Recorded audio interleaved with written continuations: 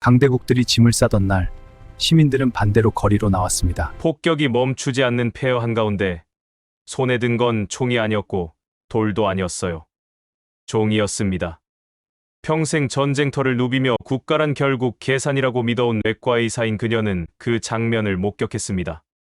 그리고 처음으로 흔들렸습니다. 그리고 잠시 뒤 거리 위로 그들이 그린 수만 장의 태극기가 일제히 올라갔습니다. 이란에서 시작된 그 이상한 물결은 곧 레바논과 요르단, 온 걸프의 도시들까지 들불처럼 번져갔습니다. 강대국들이 철수하며 등을 돌린 그 순간 중동 사람들은 단 하나의 나라 이름만을 외치고 있었습니다. 그들이 기억하는 그것은 수십 년 전 사막에 심어졌던 어떤 기억이 전쟁의 한복판에서 다시 깨어나고 있었던 것입니다. 세대를 건너, 국경을 건너, 대한민국. 대체 반세기 전 한국은 이 사막 위에 무엇을 심어 놓았던 것일까요? 전쟁의 한복판에서 시작된 들불의 힘, 그 믿기 힘든 비밀 이야기 지금부터 바로 공개합니다. 여러분의 구독과 좋아요는 영상 제작에 큰 힘이 됩니다. 오늘의 이야기 함께 해주세요. 저는 전쟁을 믿지 않습니다. 정확히 말하면 전쟁을 둘러싼 말들을 믿지 않는다는 뜻입니다. 자유를 위해, 평화를 위해, 민주주의를 위해. 저는 그런 말들을 들을 때마다 속으로 되묻습니다. 그래서 실제로 누가 이익을 얻는가? 누가 죽는가? 제 이름은 엘리즈 하다드입니다. 37살, 프랑스 파리 대학병원 소속 외과의사입니다. 전공은 전쟁외상 외과입니다. 전쟁터에서 살아나온 사람들의 몸을 수술하는 일을 합니다. 총상, 파편상, 폭발로 인한 장기 손상. 저는 그것들을 매일 손으로 만집니다. 레바논계 프랑스인입니다. 부모님은 제가 태어나기 전에 레바논 내전을 피해 파리로 왔습니다. 어린 시절 할아버지 이야기를 들으며 자랐습니다. 베이루트가 어땠는지, 이웃들이 하루아침에 어떻게 사라졌는지. 할아버지는 그때 받은 의료 지원 이야기도 가끔 하셨습니다. 한국에서 온 사람들이 도와주었다고. 저는 어린 마음에 그냥 흘려들었습니다. 강대국들 사이에서 작은 나라가 뭘 할 수 있겠냐는 생각이었죠. 그 생각은 의대를 다니면서 더 굳어졌습니다. 아프가니스탄, 이라크, 시리아. 전쟁이 날 때마다 강대국들은 성명서를 발표했습니다. 그리고 시민들은 죽었습니다. 저는 그 구조가 변하지 않는다는 걸 배웠습니다. 외교는 결국 계산입니다. 이익이 맞아야 움직이고 이익이 없으면 멈춥니다. 그래서 저는 국제구호 의료팀에 지원했을 때 어떤 환상도 없었습니다. 정치가 할 수 없는 일을 의료가 한다는 낭만적인 생각 같은 건 없었어요. 그냥 제가 할 수 있는 일이 수술이고 수술이 필요한 사람들이 그곳에 있었습니다. 그게 전부였습니다. 파견 명령은 4월 중순에 떨어졌습니다. 이란 국경 인근 임시 병원이었습니다. 중동 전쟁이 확산되면서 의료 인력이 턱없이 부족하다는 연락이 왔습니다. 저는 이틀 만에 짐을 쌌습니다. 가방 하나, 수술 장갑, 진통제 몇 통. 그리고 아무 기대 없이 비행기에 올랐습니다. 현지에 도착했을 때 병원은 이미 병원이 아니었습니다. 천막과 컨테이너로 이어진 임시 구조물이었어요. 복도에는 들것이 줄지어 있었고 마취 없이 처치를 기다리는 환자들이 있었습니다. 의료진은 3명이었습니다. 교대도 없이 24시간을 버티고 있었죠. 저는 가방을 내려놓고 바로 수술실로 들어갔습니다. 첫 번째 환자는 15살 소년이었습니다. 오른쪽 다리에 파편이 박혀 있었어요. 뼈가 2군데 부러져 있었고 감염이 시작되고 있었습니다. 다리를 살릴 수 있을지 확신이 없었습니다. 하지만 일단 열었습니다. 수술은 4시간이 걸렸습니다. 다리는 살았습니다. 저는 수술실을 나오며 장갑을 벗었습니다. 다음 환자가 대기하고 있었어요.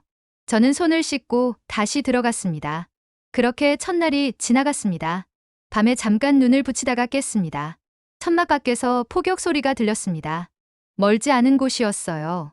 저는 천장을 바라보며 생각했습니다. 이 전쟁이 언제 끝날지 아무도 모른다는 것을. 그리고 그 사이에 계속 죽어가는 사람들이 있다는 것을. 강대국들은 회의실에서 계산을 하고 있을 테고 이곳에서는 아이들이 다리를 잃어가고 있었습니다. 저는 그게 세상의 진실이라고 생각했습니다. 아직은요. 공습은 사흘째 이어지고 있었습니다. 처음 이틀은 간헐적이었습니다. 하루에 2~3차례 먼 곳에서 들리는 소리였어요. 하지만 사흘째 되던 날 아침 소리가 달라졌습니다.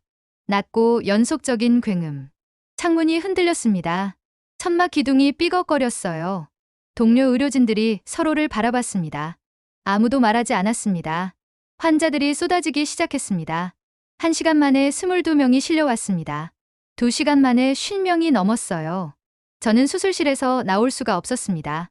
점심도 저녁도 없었습니다. 물 한 모금 마실 틈도 없이 환자를 열고 닫았습니다. 파편을 꺼내고 혈관을 묶고 봉합하고 다음. 그리고 또 다음. 오후 늦게 동료 레나가 수술실로 들어왔습니다. 그녀의 얼굴이 굳어 있었어요. 바깥에서 무슨 일이 있었냐고 물었습니다. 그녀는 잠시 망설이다 말했습니다. 대사관 차량들이 나가기 시작했다고요. 저는 손을 멈추지 않았습니다. 계속 공합하면서 물었어요. 어느 나라 대사관이냐고요. 레나가 대답했습니다. 여러 나라라고요. 거의 다라고요. 저는 예상했던 일이었습니다. 놀랍지 않았어요. 하지만 그 말을 듣는 순간 손이 잠깐 떨렸습니다. 아주 잠깐이었어요. 저는 다시 집중했습니다. 저녁이 되자 직접 눈으로 봤습니다. 잠깐 바깥에 나갔을 때였어요. 도로 위로 검은 차들이 줄지어 지나갔습니다. 번호판이 외교 차량임을 알 수 있었습니다. 창문은 모두 닫혀 있었습니다. 속도가 빨랐어요. 멈추지 않았습니다. 거리에 남겨진 사람들은 그 차들을 바라봤습니다. 한 여자가 손을 들었습니다. 차를 세우려는 듯이요. 차는 멈추지 않았습니다. 그녀는 손을 내렸습니다. 저는 그 장면을 지금도 기억합니다. 손을 들었다가 내리는 그 동작. 포기를 배우는 순간이었어요. 한 사람이 세상에 대한 기대를 내려놓는 순간이었습니다. 병원으로 돌아왔습니다. 전력 사정이 나빠지고 있었습니다. 발전기 연료가 이틀치밖에 남지 않았다는 보고가 들어왔습니다. 약품도 문제였어요. 진통제는 이미 이틀 전에 바닥이 났습니다. 소독용 알코올을 물로 희석해서 쓰고 있었어요. 그날 밤 저는 병원 담당자와 이야기했습니다. 국제기구에 긴급 지원 요청을 넣었는지 물었습니다. 그는 고개를 끄덕였습니다. 사흘 전에 넣었다고요. 아직 답이 없다고 했습니다. 어느 나라에 직접 요청했냐고 물었더니 그가 조용히 대답했습니다. 여러 나라라고요. 아직이라고요. 저는 그날 밤 일지를 썼습니다. 수술 건수, 약품 현황, 인력 상황. 숫자들을 적으면서 생각했습니다. 이 숫자들이 어딘가의 회의실에서 보고될 것이라는 것을. 그리고 그 회의실에서 누군가가 계산을 할 것이라는 것을. 움직일 이익이 있는지 없는지를. 저는 그게 싫었습니다. 하지만 그게 세상이 돌아가는 방식이라고 알고 있었습니다. 담당자가 내일 지원 차량이 올 수도 있다고 했습니다. 어느 나라에서 오냐고 물었습니다. 그는 잘 모르겠다고 했어요. 일단 온다면 감사한 거라고 했습니다. 저는 동의했습니다. 그 점에서만큼은 어떤 국적도 중요하지 않았습니다. 오는 사람이 중요했습니다. 그때까지만 해도 저는 한국이라는 이름을 떠올리지 않았습니다. 폭격이 멈춘 날이었습니다. 열흘 만에 처음으로 조용한 아침이었어요. 폭격 소리가 없었습니다. 하늘이 보였습니다. 연기 없이 맑은 하늘은 오랜만이었어요. 저는 그 아침에 처음으로 병원 밖을 제대로 걸었습니다. 거리는 조용했습니다. 부서진 건물들, 포탄 자국이 남은 도로. 하지만 사람들이 있었습니다. 천천히 움직이는 사람들. 어딘가를 향해 걸어가는 사람들이었어요. 이상한 것을 봤습니다. 사람들 손에 무언가가 들려 있었습니다. 가까이 가보니 종이었습니다. 손으로 그린 그림이 있는 종이였어요. 파란 바탕에 빨간 선, 그리고 가운데 동그라미.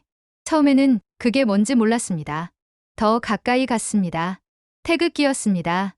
저는 멈춰 섰습니다. 한 명이 아니었습니다. 2명, 5명, 10명. 거리 곳곳에서 사람들이 태극기를 들고 있었어요. 출력한 것도 있고 손으로 그린 것도 있었습니다. 크고 작은 것들이 섞여 있었어요. 공통점은 하나였습니다. 모두 태극기였습니다. 저는 솔직히 첫 번째 생각은 시위라고 생각했습니다. 어떤 정치 단체가 배후에 있는 선동이라고 생각했어요. 전쟁 중에 외국 깃발을 드는 건 흔한 정치적 행위입니다. 누군가의 개입을 요구하는 시위, 아니면 특정 세력의 이해관계를 보여주는 퍼포먼스. 그런데 이상했습니다. 구호를 외치는 사람이 없었습니다. 플래카드도 없었어요. 연설도 없었습니다. 사람들은 그냥 걷고 있었습니다. 조용히 태극기를 들고 마치 어딘가를 향해 순례를 가는 것처럼. 저는 옆에 있던 남자에게 물었습니다. 무슨 일이냐고요? 그가 저를 바라봤습니다. 그리고 천천히 말했습니다. 한국을 부르는 거라고요. 아랍어였지만 한국이라는 단어만큼은 분명하게 들렸습니다. 코리아. 저는 이해가 되지 않았습니다. 왜 한국이냐고 물었습니다. 그는 멀리 있는 다른 사람들을 바라보다가 다시 저를 봤습니다. 한국은 온다고요. 항상 왔다고요. 그렇게 말하고 그도 걸어갔습니다. 저는 그 자리에 서 있었습니다. 사람들이 제 옆을 지나갔습니다. 태극기를 든 사람들이 어딘가를 향해 걷고 있었어요. 한국은 온다. 항상 왔다. 저는 그 말이 마음에 걸렸습니다. 전쟁터에서 외국 깃발을 드는 건 정치적 행위입니다. 그건 제가 알고 있었어요. 하지만 이 사람들은 달랐습니다. 구호가 없었습니다. 요구가 없었어요. 그냥 걷고 있었습니다. 마치 믿음이 있는 사람들처럼. 저는 믿음을 잘 이해하지 못합니다. 증거 없는 믿음은요. 하지만 그날 거리에서 본 사람들은 증거가 있는 사람들처럼 보였습니다. 과거에 무언가를 받고 그래서 지금 여기 서 있는 사람들처럼요. 저는 병원으로 돌아왔습니다. 수술이 기다리고 있었습니다. 하지만 그 장면이 머릿속에 남아 있었어요. 종이에 그린 태극기를 든 사람들. 총도 돌도 아니고 종이 깃발을 들고 조용히 걷는 사람들. 왜 한국인가? 그 질문이 사라지지 않았습니다. 사흘 뒤였습니다. 노인이 실려왔습니다. 70대 초반으로 보였어요. 폭발 충격으로 갈비뼈 2대가 부러졌고 왼쪽 귀 옆에 파편이 박혀 있었습니다. 수술은 크지 않았습니다. 2시간이 채 안 걸렸어요. 저는 수술을 마치고 회복실을 들렀습니다. 경과를 확인하기 위해서였어요. 노인은 깨어 있었습니다. 눈이 선명했어요. 아픔이 있었지만 눈빛은 흐리지 않았습니다. 그가 저를 바라보며 뭔가를 말했습니다. 통역사 파티마가 옆에 있었어요. 감사하다고 했습니다. 그리고 어느 나라 의사냐고 물었습니다. 프랑스라고 했습니다. 노인이 고개를 끄덕였습니다. 그리고 잠시 생각하다가 다시 말했습니다. 파티마가 통역했어요. 프랑스 사람들이 왔을 때도 기억한다고요. 하지만 가장 기억에 남는 건 한국이라고 했습니다. 저는 의자를 당겨 앉았습니다. 노인이 이야기를 시작했습니다. 젊은 시절 사막공사 현장에서 일했던 이야기였어요.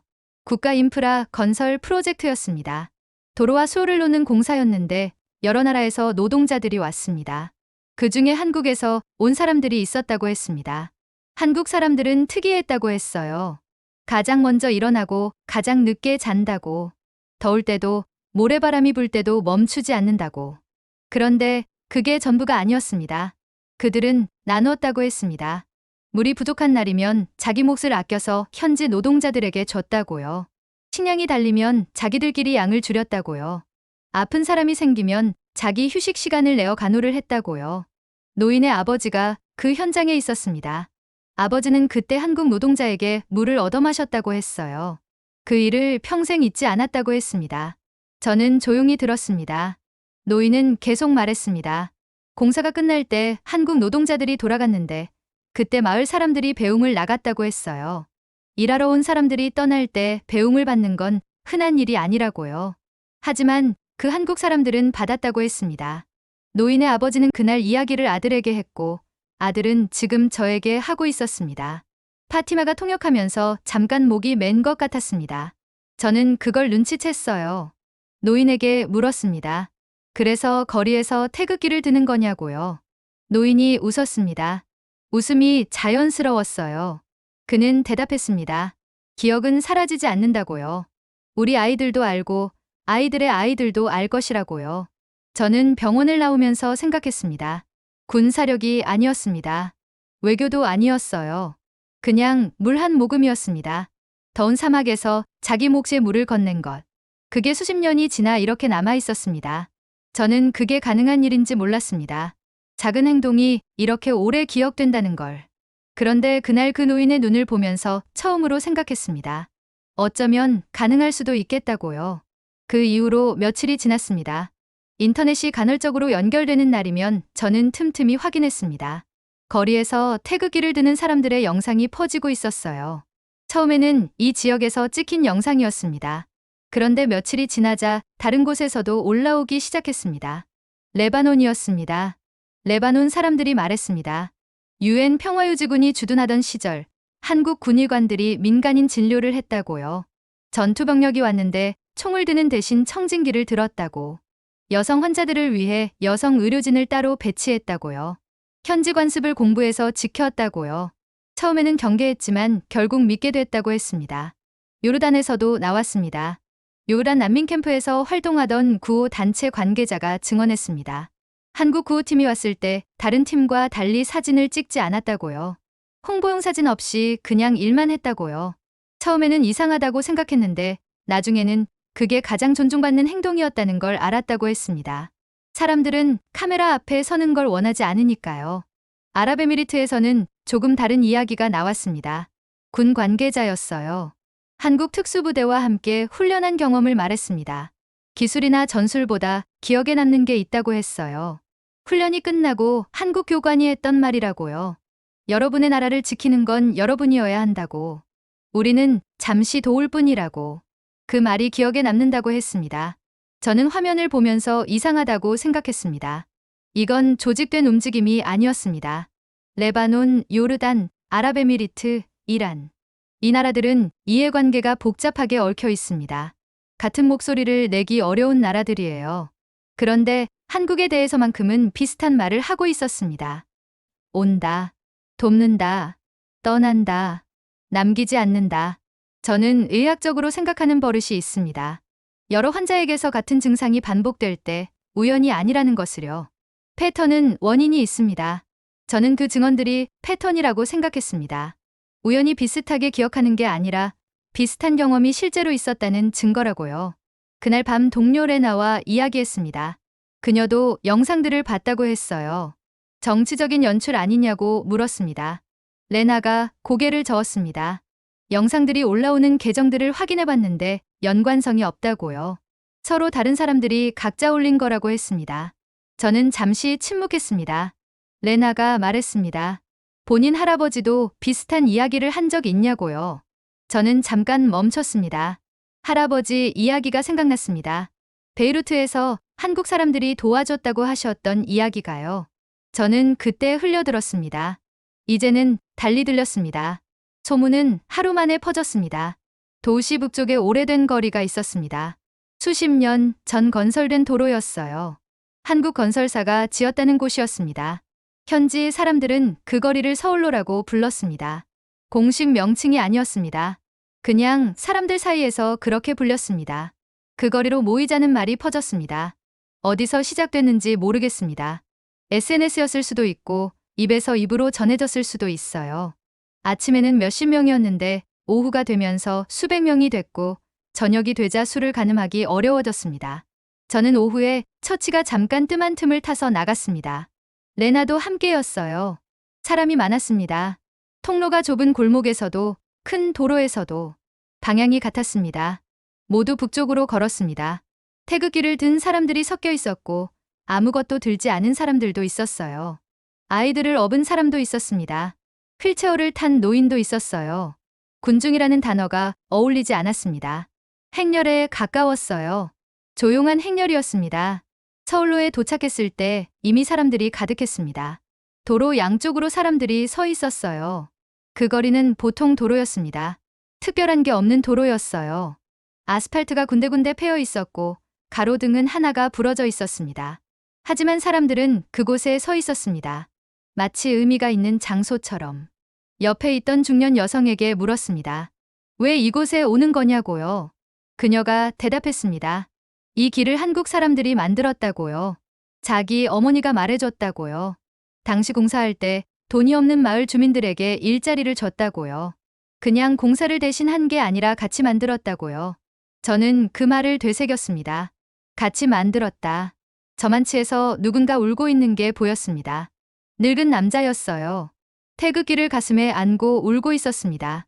주변 사람들이 그를 혼내거나 달래지 않았어요. 그냥 함께 서 있었습니다.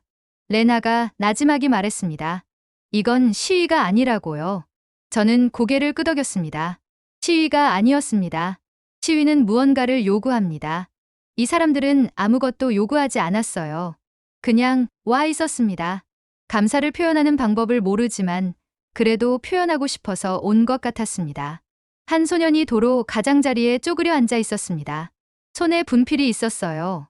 도로 위에 뭔가를 그리고 있었습니다. 가까이 가보니 태극기였습니다. 소년은 고개를 들지 않고 그리고 있었어요. 혀를 살짝 내밀고 집중하는 얼굴로. 저는 그 장면을 보면서 가슴 한 곳이 뭉클했습니다. 일부러 만든 장면이 아니었어요. 아무도 그 소년에게 거기서 그리라고 시키지 않았습니다. 그냥 그러고 싶어서 거기 있는 거였어요. 이 모든 게 영상으로 퍼지고 있었습니다. 서울로의 장면들이 여러 나라 뉴스에 실렸습니다. 저는 그날 밤 병원에서 일지를 쓰다가 잠시 멈췄습니다. 서울. 저는 한국에 가본 적이 없었습니다. 한국에 대해 깊이 생각해 본 적도 없었어요. 그런데 이 사람들은 한국을 기억하고 있었습니다. 그것도 수십 년을 넘어서. 영상은 빠르게 퍼졌습니다. 서울로에 모인 수십만 명의 장면이 전 세계 뉴스에 실렸습니다. 어떤 나라가 군사 개입을 요청받은 것도 아니었습니다. 어떤 정부가 성명서를 낸 것도 아니었어요. 그냥 사람들이 모였습니다. 자발적으로 태극기를 들고. 이 장면들이 서울에 도달했을 때 한국은 긴급 안보 회의를 열었습니다. 저는 나중에 그 회의 내용을 부분적으로 전해 들었습니다. 회의는 쉽지 않았다고 합니다. 전쟁 지역 파견은 항상 위험 부담이 따릅니다. 자국민의 안전 문제가 있어요. 외교적 파장도 있습니다. 어느 편에 선다는 것처럼 보일 수 있기 때문이에요. 하지만 결국 결정이 났습니다. 전투 병력이 아니었습니다. 한국은 의료 지원단과 재건 지원단을 파견하기로 했습니다.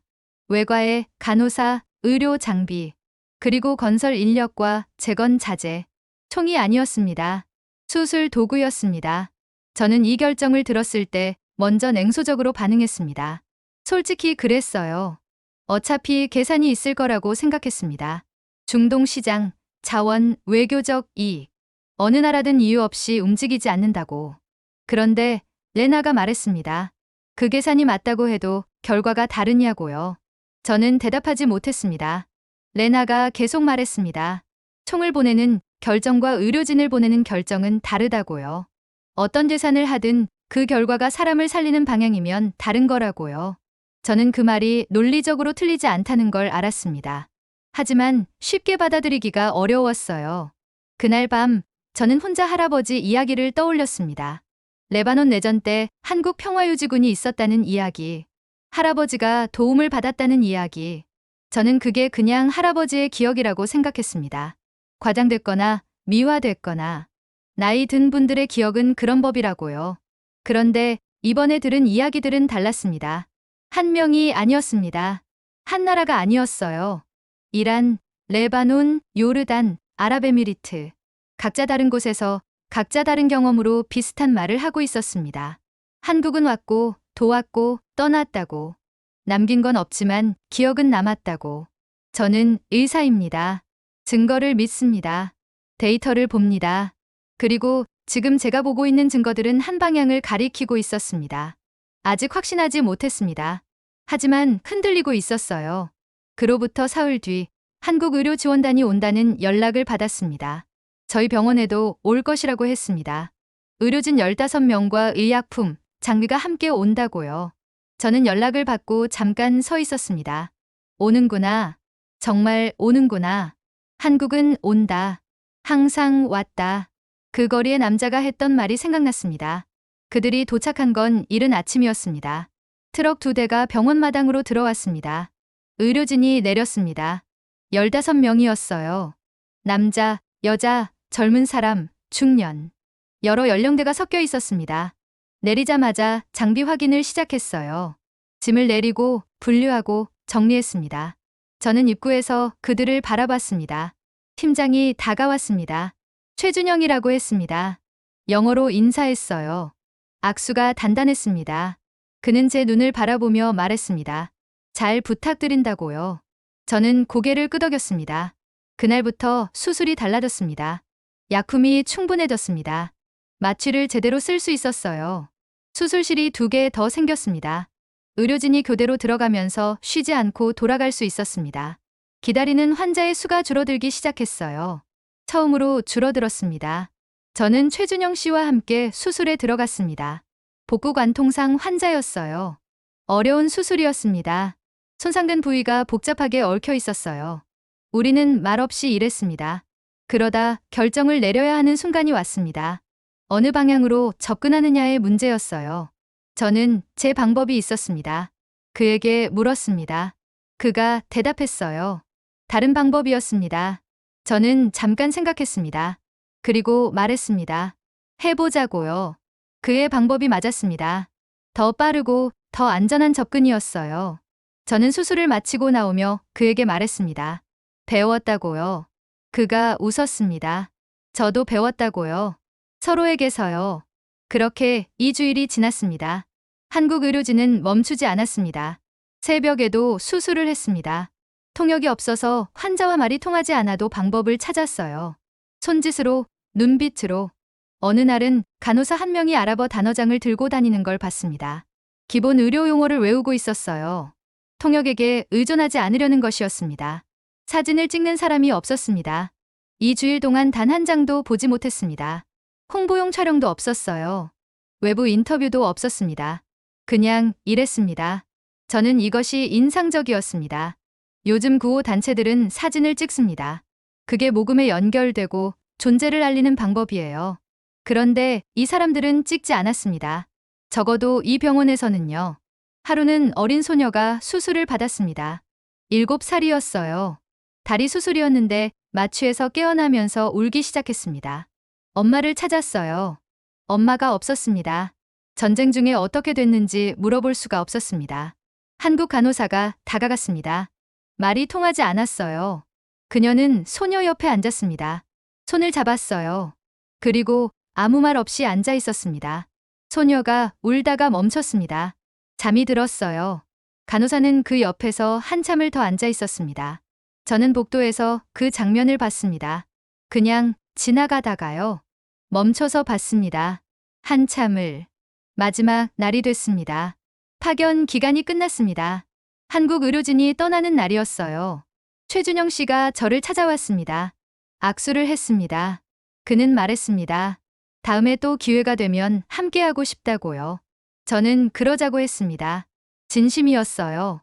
그들이 떠나고 나서 저는 병원 마당에 잠시 서 있었습니다. 2주일 전을 떠올렸습니다. 저는 그들이 오기 전까지 회의적이었습니다. 계산이 있을 것이라고, 어딘가에 이익이 있을 것이라고 생각했어요.